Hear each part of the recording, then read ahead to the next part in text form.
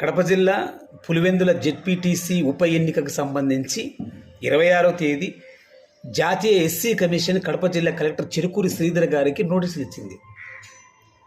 Pulivendula ZPTC ఉప ఎన్నికకు సంబంధించి ఆరవెల్లి ఎర్రబల్లి అంటే జెడ్పీటీసీ ఉప ఎన్నికకు పరిధిలో ఉన్నటువంటి 2 గ్రామాలకు సంబంధించిన ఎస్సీ కులస్తులు మాకు ఓటు వేసుకొని ఇవ్వలేదు, మా ఓటు హక్కును మేము వినియోగించుకోలేదు, సో మాకు ఓటు హక్కు కల్పించండి అంటూ జాతీయ ఎస్సీ కమిషన్కు ఎన్సీఎస్సీకి ఫిర్యాదు చేయడం జరిగింది.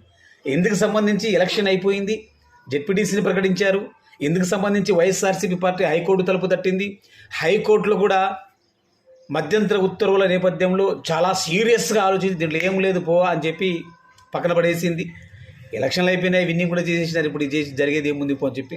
దానితోడు ఇప్పుడు ఎన్సీఎస్సీ కలెక్టర్కి 15 రోజులు గడువు పెడుతూ 15 రోజులు మీరు నాకు నివేదిక ఇవ్వండి, ఎక్స్ప్లెనేషన్ ఇవ్వండి అని చెప్పి కలెక్టర్కి ఎన్సీఎస్సీ ఉత్తర్వులు జారీ చేసింది.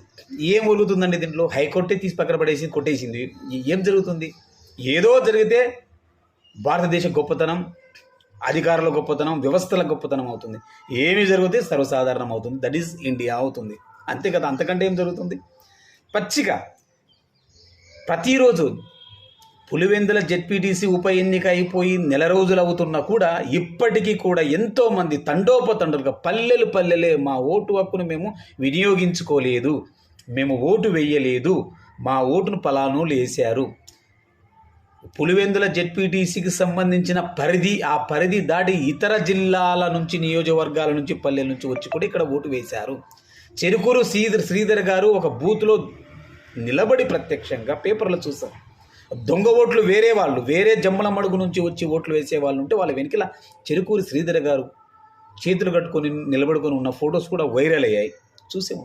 దీన్ని బట్టి ఏమనుకుంటున్నారంటే, మా కడప జిల్లా వాసులు ఏమనుకుంటున్నారంటే, కేవలం జెడ్పీటీసీ ఉప ఎన్నిక కోసమే చెరుకూరి శ్రీధర్ గారిని ముఖ్యమంత్రి గారు చంద్రబాబు గారు ఇక్కడికి నియమించుకున్నాడు కడప జిల్లా కలెక్టర్గా అని చెప్పి కూడా అంటున్నారు. చెప్పలేం. సిబిఎన్ గారు చాలా జాగ్రత్తగా ఉంటారు, పాలిటిక్స్ చేసేటప్పుడు చాలా జాగ్రత్తగా ఉంటారు. చిన్న పామును కూడా పెద్ద కర్రతో కొట్టాలనే అర్థంతో పనిచేస్తూ ఉంటారు. దీన్ని ఆయన తక్కువగా తీసుకోడు. అబద్ధాన్ని కూడా గజ అబద్ధమాడి నమ్మించగల యోధుడు సిబిఎన్ గారు. కాబట్టి జాతీయ ఎస్సీ కమిషన్ కలెక్టర్ గారికి 15 రోజులు గడివిచ్చి ఎక్స్ప్లెనేషన్ ఇచ్చినంత మాత్రాన ఒరిగేది ఏమి ఉండదని కడప జిల్లా వాసులు అనుకుంటున్నారు. ఇక్కడ పీకేది మూడేసేది ఏముండదు. ఎన్నికలు జరుపుకున్నారు, గెలిచిపోయినారు. That's it. Good morning.